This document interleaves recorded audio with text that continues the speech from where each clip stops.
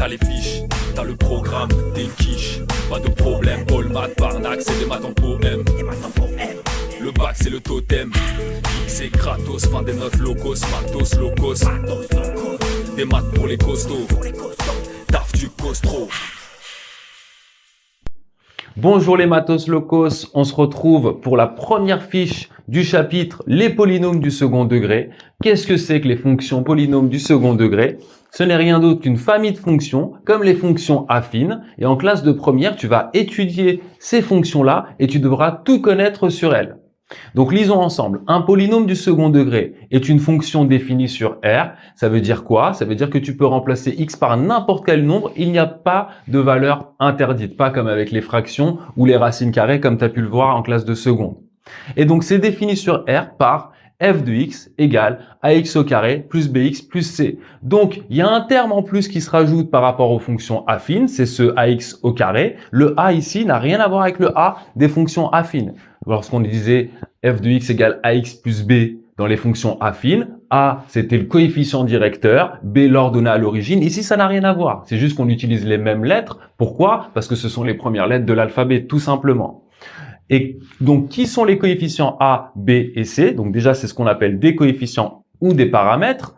A, B et C, ce sont n'importe quel nombre réel. La seule condition, c'est que A soit non nul. Bah oui, si A était égal à 0, il te resterait plus que Bx plus C. Donc, il te resterait plus qu'une fonction affine. Ce serait plus le sujet.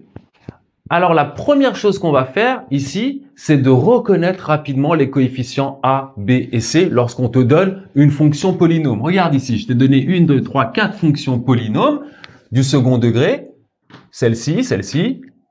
Et je voudrais que rapidement, tu reconnaisses les coefficients A, B et C sans te tromper. Pourquoi? Parce qu'il va y avoir beaucoup de formules que l'on devra appliquer dans ce cours. Il faut déjà pas se tromper sur les coefficients à déterminer rapidement. Alors, allons-y pour la première fonction. Ici, A, c'est le coefficient normalement devant x au carré. C'est facile, c'est 7. A, ici, c'est 7. On met pas le x, on met pas le x au carré. Tu mets juste le nombre qu'il y a devant. B, que vaut B? Je vais le mettre en vert. 3. Pareil, on met pas le x. Que vaut C? Moins 1. C'est facile, hein, mais au moins on est sûr que tu sauras le faire. Ok, on continue. Pour cette fonction-là, A, il vaut cette fois moins 2. B, que vaut B? Bah, tu vas me dire, bah, il vaut rien. Si, il y a quoi ici devant? En fait, il y a moins 1. Il faut bien le mettre. C'est moins 1 la valeur de B. Et C, bah, en fait, ici, c'est plus 0. C vaut 0. Pour ici, A, quel est le nombre devant x au carré? Bah, le nombre devant x au carré, c'est 1. Donc, tu mets la valeur de A vaut 1. Que vaut B? Tu vas me dire 3. Non, tu te fais avoir. Ici, il faut regarder. Est-ce que le terme en x existe? Non, il n'est pas là. Donc, pour que le terme en x ait disparu, il faut que la valeur de B soit égale à 0. C'est pour ça que le terme a disparu. Donc ici, B, en fait, vaut 0. Et C vaut 3. Donc, C égale à 3. Voilà. Et enfin ici, donc là, il ne faut pas avoir peur, pareil. Quel est le nombre devant x au carré? Bah, racine de 3. On met racine de 3. Quel est le terme devant x? Il n'y en a pas, donc forcément, B vaut en fait 0. Quel est le nombre constant sans x? Bah, 0 aussi. Voilà. Donc, c'est pas très compliqué à savoir faire. Je m'écarte pour que tu puisses prendre ta correction et remplir ta fiche, et on passe à la suite. Ok, maintenant qu'on sait faire ça, on va passer à la représentation graphique d'un polynôme du second degré. Pour faire l'analogie, toujours avec les fonctions affines, une fonction affine dans un repère est toujours représentée par une droite. Et bien ici, la représentation graphique d'un polynôme du second degré est ce qu'on appelle une parabole. Une parabole va être soit tournée vers le haut, soit vers le bas. Donc, tu vas avoir soit quelque chose comme ça, tourné vers le haut, soit quelque chose comme ça, toujours tourné vers le bas. Et ça va dépendre de quoi? C'est ce qui est écrit ici. La représentation graphique d'un polynôme du second degré est une parabole tournée vers le haut, smiley content, si A positif. Donc ici, c'est parce que le coefficient devant x au carré est positif. Par exemple, ça peut être une fonction du type f de x égale 7x au carré moins 2x plus 1, par exemple, ça pourrait être ça. L'important, c'est que le nombre devant x au carré soit plus grand que 0.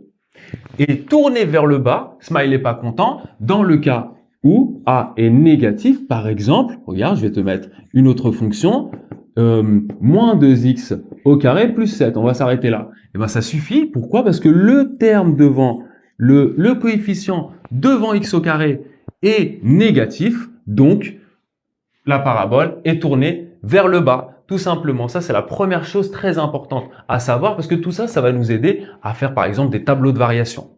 Elle admet quoi? Elle admet un sommet. Regarde ici, un sommet. Alors un sommet, ça peut être aussi un minimum ou parfois un maximum. Alors dans le langage courant, quand on dit sommet, c'est toujours un maximum, mais en maths, un sommet peut être un minimum. Donc voilà, un sommet, à chaque fois, ça admettra un sommet. C'est la structure même de la parabole qui fait ça. Elle admet un axe de symétrie. Oui, tu le vois, regarde ici. C'est symétrique, là aussi. Donc dans un repère, on aura toujours une droite qui sera l'axe de symétrie de notre parabole qu'il faudra savoir déterminer. On verra comment faire dans les fiches suivantes. Et après, elle admet au plus deux racines. Si tu ne sais pas encore ce que c'est, on verra ça aussi dans les fiches suivantes. Voilà, on a presque fini. On applique rapidement ce qu'on vient de voir pour être sûr que tu as bien compris. Regarde ici, tu as plusieurs paraboles qui sont représentées, donc des fonctions polynômes du second degré, donc des fonctions qui s'écrivent f de x égale ax au carré plus bx plus c. Et tout ce qu'on te demande, c'est de savoir est-ce que a est positif ou négatif, juste en regardant la courbe. C'est un jeu d'enfant. Regarde ici la courbe noire, la réponse a déjà été donnée. La parabole est tournée vers le bas, donc je peux affirmer que la valeur de A va forcément être négative. Regarde la courbe rouge, elle est tournée vers le haut, donc la valeur de A sera forcément positive. Et puis qu'est-ce que tu peux me dire de la courbe verte? La courbe verte, elle est tournée vers le haut, la parabole est tournée vers le haut, donc le coefficient A sera nécessairement positif. De même, pour la courbe bleue qui est tournée vers le bas, le coefficient A sera nécessairement négatif. On aura quelque chose négatif devant x au carré. Voilà, c'est tout ce qu'il faut savoir pour cette première fiche. Les premiers pas, on se retrouve pour les fiches suivantes. À bientôt. Ciao, ciao.